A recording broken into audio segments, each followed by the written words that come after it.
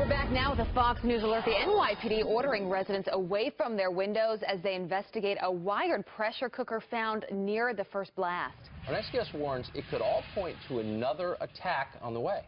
Paul Viollis is the former supervisor for the New York District Attorney's Criminal Court Unit. He joins us now live. You know, Geraldo was saying a few moments ago that Chelsea is an area that is, you know, obviously less well-known than the UN or Times Square. You say that could be a softer target. Maybe that's what a terrorist wants to do. Oh, there's no question about it. I think it's got it written all over it. I think it's a phenomenal choice when you start to talk about strategy. Because when you think about it, look at Chelsea and look at Chelsea on a Saturday night, right, at 8 o'clock. Look how busy it is with people moving about, shopping, partying. People are standing outside, Ed, right? They're drinking outside of bars. And something detonates at that point. Not only are you going to adversely impact a lot of lives, but you're going to get an awful lot of media attention for the next 72 hours. No, you're exactly right. It's about scaring people just going about their daily lives. In a place on like 23rd and 6th where I used to live, I mean, it's just a bunch of apartment buildings, people going to Whole Foods or going to dinner or just walking to, you know, the local Rite Aid.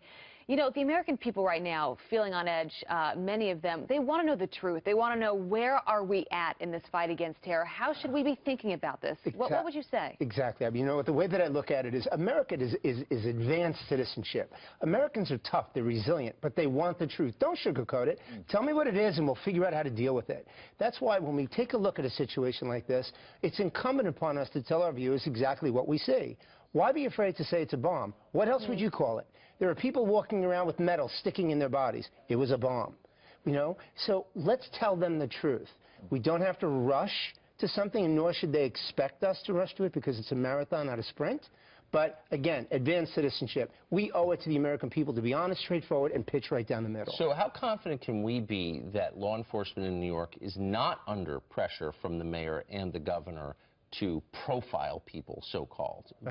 Right? I mean, there was a big controversy about this over the past 10 years. The NYPD surveilling mosques, et cetera. Apparently now they're not. Should that worry us, the political interference? Yes, it should, but I really don't think that the NYPD, especially with the, you know, with the commission that's in place, I really don't think that that's going to be an issue, nor would it be an issue with the Bureau or anybody else, because you're talking about good old-fashioned law enforcement at this point. The investigation, the containment, the setting up of the perimeter, everything that's going to happen here, Tucker, is going to be textbook, and they'll continue down that way. I really don't think that anyone should be concerned with political influence at this point with respect to how this is going to be conducted. Real quick, Michael Balboni, I don't know if you heard what he was saying. He had some new information for our viewers. He was working the phones, talking to some of the people who were on the ground from the NYPD, investigating this, saying they initially, underline initially, do not see an international nexus of terror. They think it might be basically a lone wolf. What does that tell you? Well, it could be, but again, when we take a look at this, look at the device. That's why, you know, forensically, when we took a look at what happened in Orlando, one of the first things that we wanted to look at was what kind of shells were used. It's going to give us an idea as to who the shooter was. When you take a look at how these devices were built, it's going to give us an idea of the pedigree of the person that constructed them or the people that constructed them. And so that has a lot, that really speaks volumes about what we're going to be looking at. I really believe that. Paul Viollis, we really appreciate your insight this morning. Always a pleasure. Thanks, guys.